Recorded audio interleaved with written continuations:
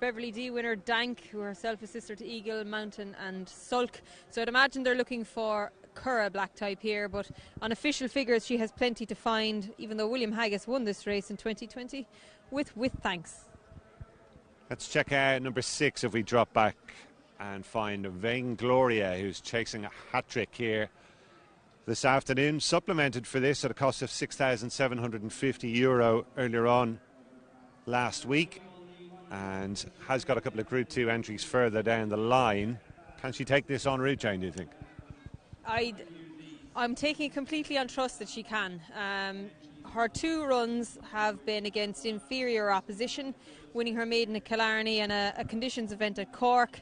She's got the Royal Ascot entry as well. She cost $75,000 as a yearling. She was initially entered for the race, Gary, taken out of the race and then had to be supplemented to come back in.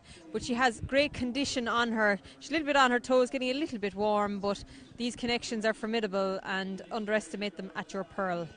Johnny Murtagh took the previous event with the easy winner Asian Days. What about his prospects of a double here, Jane, with Wide with Delight, who's just had a 1 start so far, winning debut in a maiden at Cork over the Easter weekend? It's a big ask, because when she beat National Lady at the Curragh, she beat a filly rated 82, so a big step up required, but they obviously have a lot of confidence in her. She's uncomplicated, regular ring bit, she doesn't have any noseband, she looks very straightforward, and she's a physical that is quite tall in stature, so she is open to any amount of improvement. She's a sister to Fighting Irish, who we'll remember was good over middle distances.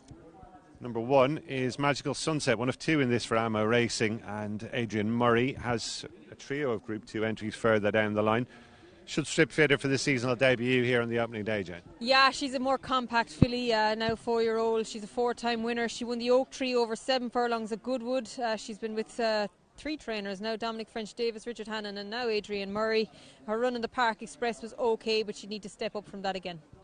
And we have number 8, You Send Me. I quite fancied her at Cork last time, Jane. In the end she was found wanting. Fair enough though, it might have been a strong listed race, that one. She's a bit of a cliff horse for me. Am I going to stay on the cliff today? I'm going to give her another chance to be placed, because her official rating of 101 tells me she's good enough, and I think she's going to be better on better ground. I was heavy at Cork last time. Her run in the Amethyst last time when she was second last year behind Power Under Me tells me she's a very good filly and could be up to this. Also in a red hood and a sheepskin noseband is number 7. That's one of 2 new recruits for Joseph O'Brien.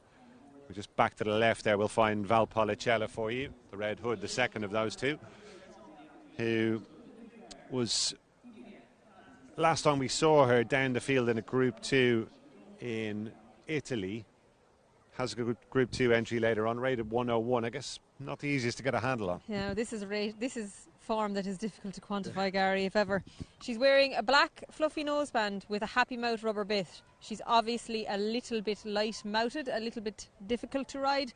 Declan McDonough has all the experience in the world. He'll be well able for her.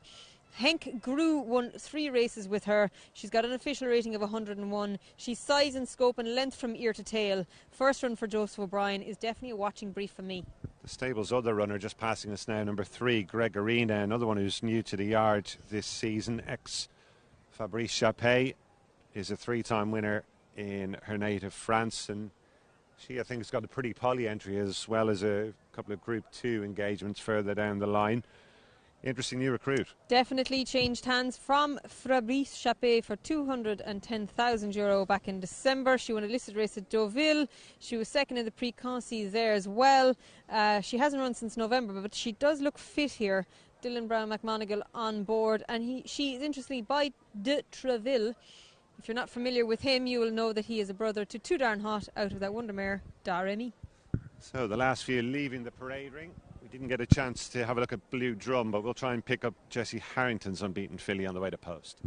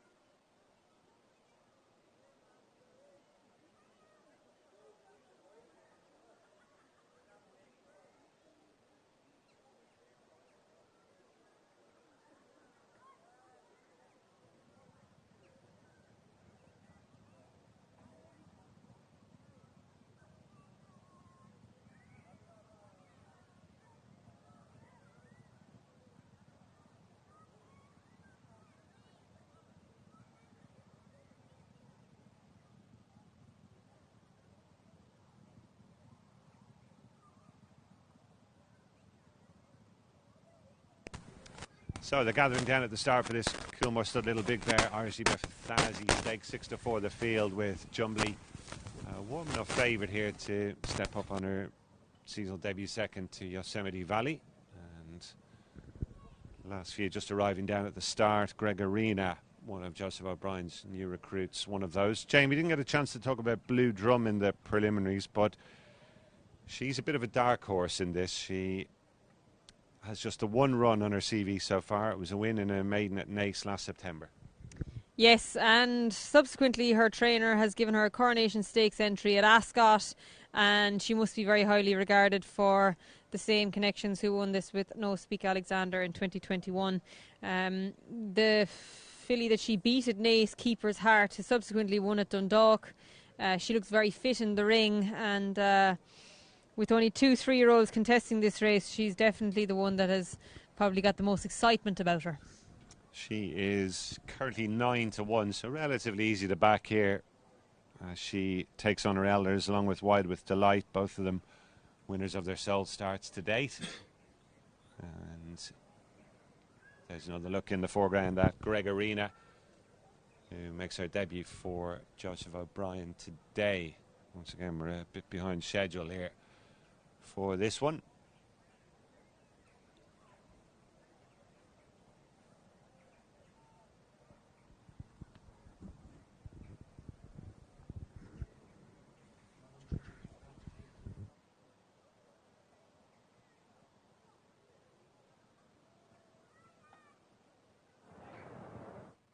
Drum now 17-2 and 12-1 and bigger the rest. Let's get back to the track and rejoin Gary and Jane. Tom, thank you very much. A little bit surprised, to be honest, to see the weakness in Vain Gloria in the market there. Paddy Toomey's only runner in the card today. Connections forked out €6,750 to supplement her for this, and she'll have to finish at least third to claw that back, Jane. Yes, and Paddy doesn't do things like that lightly. She looks really well in the ring. Her first run since July of last year. Look, this is a very deep race. Joseph O'Brien's won the last two renewals with Honey Girl and Twilight Spinner. He saddles Jumbly.